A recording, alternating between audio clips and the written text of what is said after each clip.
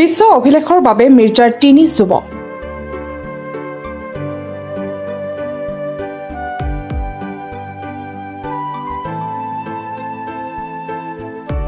Cycle চলাই অসম ভ্ৰমণৰ লক্ষ্যৰে 3 যুৱকৰ এই যাত্ৰা।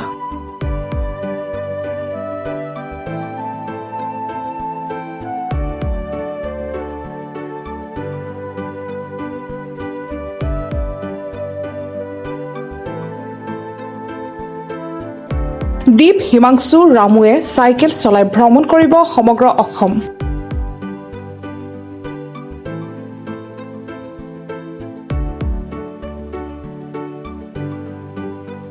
দক্ষিণ কামৰূপৰ মিৰ্জাৰ পৰা আজি 3 যুৱক ক্ৰমে দীপজ্যোতি দাস, হিমাংশু তালুকদাৰ আৰু ৰামু ইংতি সদৌ অসম যাত্ৰা কৰিবলৈ মিৰ্জাৰ পৰা ওলাইছে।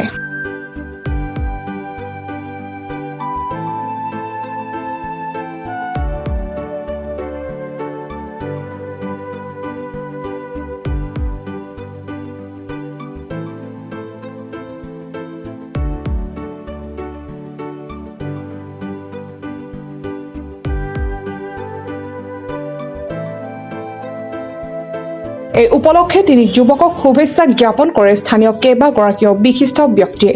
আমি ইয়াৰ পৰা সমগ্ৰ অসম ঘূৰিম। তাৰে প্ৰথম আমাৰ যাত্ৰা আজি দুধনৈ যাম। তো সেইটোৱে আমাৰ মটলৈ ওলাইছোঁ। এটা আমাৰ আগৰ মটো আছিল পেট্ৰল ছেভ মানি ছেভ এনভাইৰনমেণ্ট। এইবাৰ নতুন অলপ চেঞ্জ কৰিছোঁ। এতিয়া লৈছোঁ আমি পেট্ৰল ছেভ এনভাইৰনমেণ্ট আৰু ফিট ইণ্ডিয়া। কিমান দিনৰ যাত্ৰা? এইটো আমাৰ প্ৰায় 20-22 দিন লাগিব আৰু যিমান পাৰোঁ সোনকালে আহিব ট্ৰাই কৰিম, কাৰণ ইলেকশ্যন আহি আছে সেইকাৰণে। ৰেকৰ্ডৰ কাৰণে যাত্ৰাটো নেকি? আগতে আমি ৰেকৰ্ড কৰিছিলোঁ।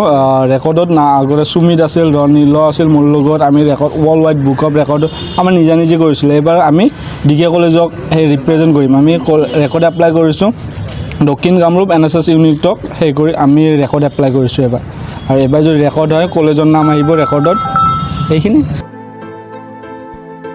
মিৰ্জাৰ পৰা সুনীল দাসৰ ৰিপৰ্ট, প্ৰাত টাইম ডিজিটেল।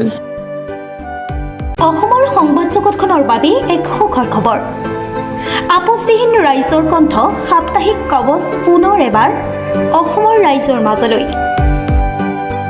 স্বত্বাধিকাৰী প্ৰণীতা কলিতাৰ দ্বাৰা প্ৰকাশিত আৰু আপোচবিহীন একাংশ নপুৰণি অভিজ্ঞতাপুষ্ট সাংবাদিকৰ দ্বাৰা প্ৰচাৰিত তথা eco printing press, Guwahati Katabari গড়চুকত মুদ্ৰিত সাপ্তাহিক কবচ এতিয়া অসমৰ বিভিন্ন প্ৰান্তত উপলব্ধ।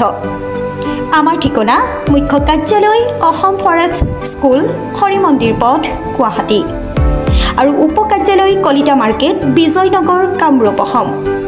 মোবাইল নম্বৰ হৈছে 9435114666 70024728113।